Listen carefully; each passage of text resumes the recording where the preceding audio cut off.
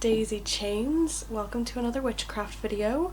Today I'm going to be doing my first spell in a while. I don't know what you would consider spells. I did a crystal grid a couple of weeks back. That's kind of what I want to make my channel about. Obviously there's a few things that my channel's about. One of them is going to be getting back into witchcraft and showing you the trials and errors of what it's like to be a baby witch. Don't know if I'd consider myself a baby witch because I've been in and out of it, like I said, past couple of years, but I'm trying to get used to it and get back into it. I also like working with like plant magic, and I like healing like my nervous system and stuff like that. I don't know if that's like considered properly witchcraft, but I would say it's pretty magical to do stuff like that. So I guess I was kind of like, maybe I'd call it more of a wild woman type thing. I don't know, but if you watch my videos, you know me, you know what I do.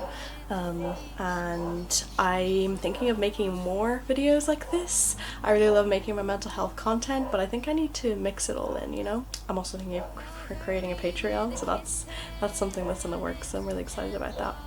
Okay, enough rambling, let's get into it. So what we have planned today is we are going to be doing a protection candle spell.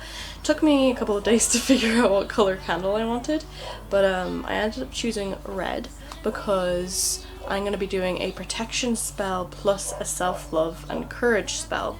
I have some family coming over tomorrow. It's making me nervous, so I want to add a little bit of extra self-confidence, add a little bit of protection, kind of like a shield around myself. I think the candle is going to be representative of kind of like a tag lock. I'm probably going to carve my name into it, as well as add a bit of hair. I think it's just kind of like the best tag lock. A tag lock is something that represents a person that you're kind of doing the spell on. Hair for me would be really personal and good because it kind of contains my DNA. So having the name and the hair combo, I think it'll definitely work. And I mean, it's interesting. I'm trying to figure out, like, do witches do spells every week? Like, what do they do to constantly keep in touch with their witchcraft? I think a lot of it has to do with intuition, which I'm reconnecting with. I'll probably do a video on that in the future. So the ingredients that I'm going to use today, I think I'm going to use some sunflower oil to get this stuff onto the candle. I'm going to do, like I said, I want to have like a protective shield around me, so I'm going to do a protective shield around the candle. I think sunflower oils are kind of like used for happiness and prosperity, so that would be a nice addition to the spell as well. Peep the cool bottle. It's a vodka bottle that my brother was using, and I just saw it. Like, if you're into the metaphysical, or if you just like collecting cute shiny things like a crow, like a magpie, you're gonna collect stuff like this, and they're so cute and pretty. Like, why would you let them go to waste when you can just have them sit in your room, or you can use them for like bottle spells or to hold stuff. So cute. And I've also got some seashells on another one as well. Yeah, one of my seashells broke and I collected the remnants in here.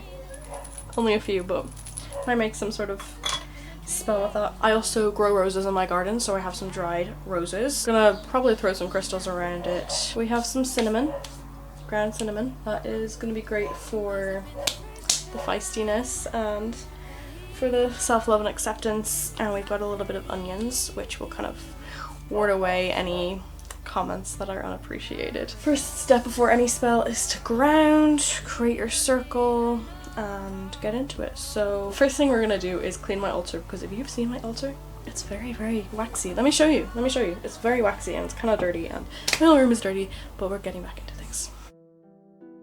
So I wanted to start off with clearing my space and cleaning it. As you can see, it was quite messy. There was wax everywhere. The candles that I have are very, very waxy, so I spent a bit of time scraping that up. I'm gonna make a candle out of them later in a few weeks, so I'm excited for that. But yeah, I took some time to take the wax off and start with a clean surface without the little statues, with no seashells, no crystals, just a clean slate, so that we can start our spell with a clean environment. And clean environment usually equals clean mind, but I'll get more into the mind part of it later. With the help of a guided meditation in this book, Protection Magic, I settled down and did some grounding so that I could feel more into my body, into the current moment, and so that I could earth and, you know, feel connected to the earth as opposed to my thoughts. Using that same book, I sat down and cast a circle around myself, a circle of protection. Here I am lighting some incense because I like to see incense kind of as a wand, so that's what I use. I use the element of air to cast a circle around myself using all the elements, so for example south for fire, north for earth, stuff like that. And while casting a circle around myself, I also cast it around my space by putting certain correspondence to those elements. So for example, I put a seashell west and a lump of wood north. So honestly, I think I'm going to do this more often, like when I'm doing spells like this particular way. Connecting with the elements is so special, and it just really makes me feel like a part of the earth and like an earth creature, if that makes sense. And here I am using my black salt to cast a circle around where the candle will be. I decided to put the candle on that like little glass thing since it was heat-proof. Well, not heat-proof, but like fireproof, I think. I don't know. I put some salt as well, like normal salt. I just kind of used all of the things that I associate with kind of having like a ward around you. And it was more of a temporary ward, like I don't want it to be up forever. It's just for the meantime so that I feel safer. Here I am, dressing the candle with the sunflower oil. I also put rose petals, I also put cinnamon, and I think I used a bit of honey as well, but I forgot about the honey until the very end. It actually wasn't sticking onto the candle, I didn't really know what to do, so I just kind of put it there. And then I forgot that I didn't even carve my name onto it or put a tag log. It was very messy because I was just kind of focused on filming more, so I kind of learned that I really need to have my head in the right place, and if not, to remember that like stress and intrusive thoughts aren't the intention. So that if you have your intention properly in your head, like that's your intention, and if you carve it into the candle and if you think about your intention while setting up the spell, that's all that really matters. And I was a little bit distracted, but you know, I kind of got it done. I did my best, and here I am carving my name in and putting it back up onto the stand. So it was a bit of a chaotic time, but it still worked. It definitely worked. I got really back into my self-care routines and stuff because I have been kind of neglecting that side of myself for like a month. I'm still working on it, but it definitely helped a lot. Here I am putting some lavender around it and on it, just all the feel good, you know, herbs and stuff like that. Really helped, definitely. And there's my little fairy. Okay, I'll let you guys just kind of watch me do my thing now. Oh yeah, here we are, lighting the candle. Alright, let's leave the cinematics to tell their own story.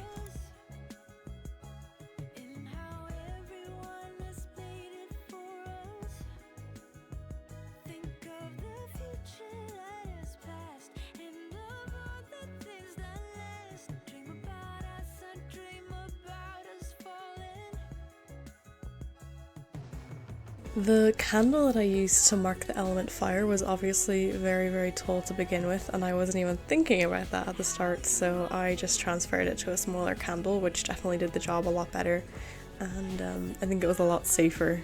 So I took some time to talk to the candle and make sure that the right intentions were getting into it, and I did a little bit of tarot as well. I also did a bit of Reiki as well because I was really dealing with a lot of intrusive thoughts while I was doing this. There was a lot of anxiety coming up, but I honestly think that was just like my ego trying to protect me and trying to like remind me that like, no, we need to be anxious and stuff, but we don't need to be anxious. And it took a lot out of me, I'm not gonna lie. I was so tired by the end of it, and I only really started like pretty late as well, so I turned it up for the night.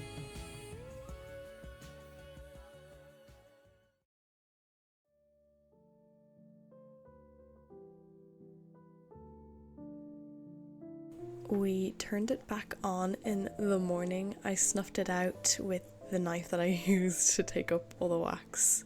So don't worry, I didn't blow it out because I know that's usually not a good thing. But I just kind of took the morning to watch it go by.